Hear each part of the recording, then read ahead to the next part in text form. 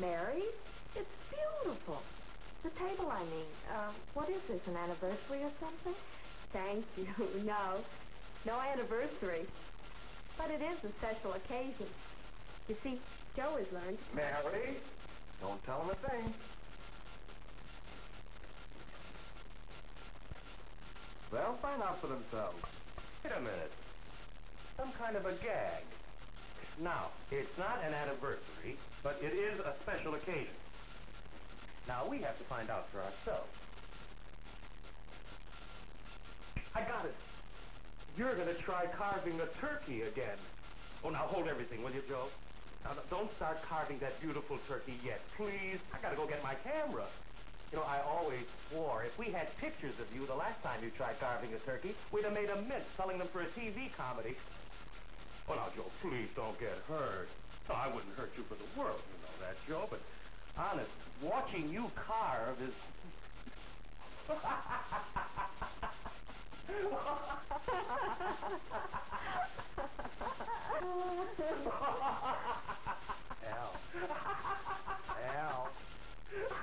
Al, and because you get such a kick out of watching me carve, I'm going to give you a special performance. Now, would you step right over here, please?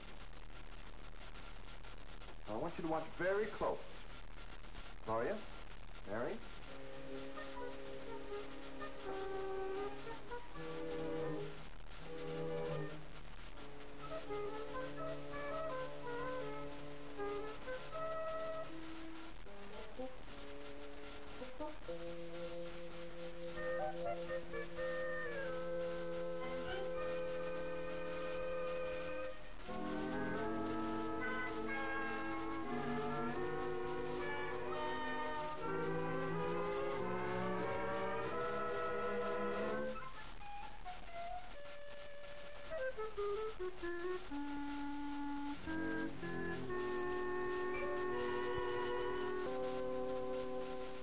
Would you mind going to your place, Al?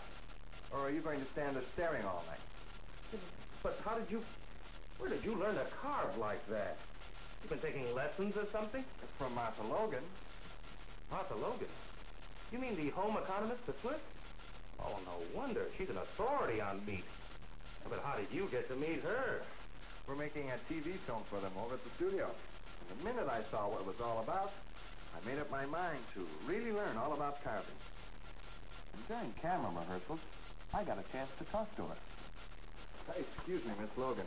Say, tell me, you think a guy like me could learn how to carve anything like you do? Of course. And why not? It's not magic, you know. Well, it sure looks like it the way you do it.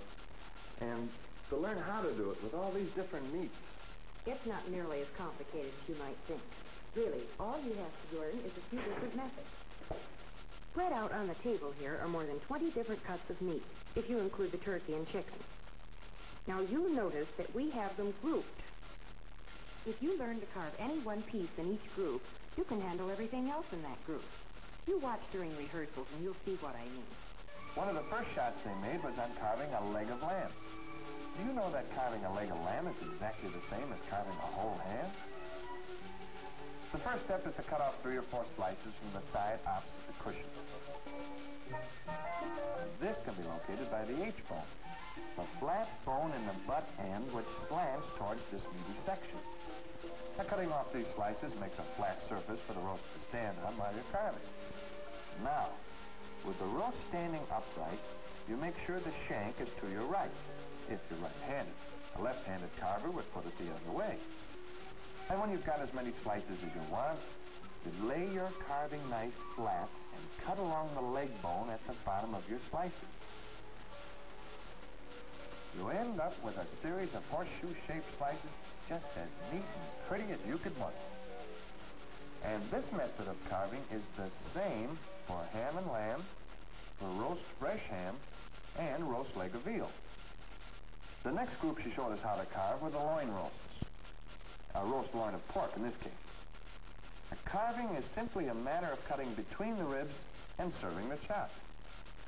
The carving is easy if you have the backbone cut free when you buy the roast. You leave the backbone in place for roasting, then remove it before putting the roast on the platter.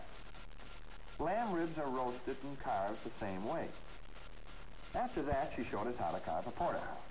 You know, up until now, I never thought about steaks as being part of carving. I always thought you just cut it. I know. That's what most people think. Here. But if you remember what I just showed you, always cut the bone out first with a short-pointed knife. Then, holding the knife at an angle, cut the tenderloin. That's the smaller piece, into as many slices as there are people to be served. Then, cut the sirloin strip and the flank piece into the same number of slices. That way, all your servings will be the same.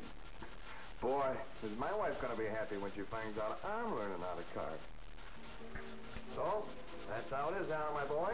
You're now looking at an expert carver. You mean you can carve all those different meats the way you carved that turkey tonight? Just about. Well, would it be too much trouble? I mean, would you teach me how? Well, I figured you'd want to learn, and since Mary doesn't keep our refrigerator stocked with all those steaks and roasts for you to practice on, I borrowed a print of the movie we made, and it shows everything I've been talking about. Like this? Hey, swell. Good, you finish your coffee and I'll get the projector.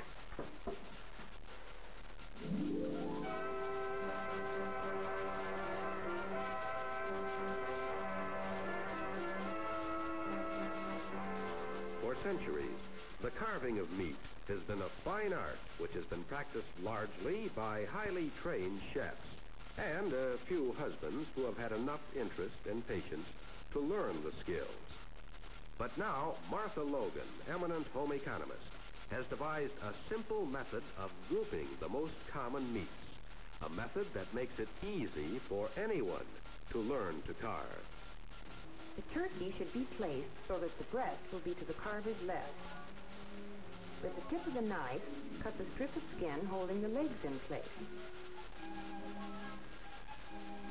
Now, press the drumstick outward with a fork or your left hand. Place the knife between the thigh and the body and slash through the skin to the joint. Keep that outward pressure constant while you're making this cut, and the entire leg will separate from the body. The upper thigh joint will come out so that you can cut it free with your knife.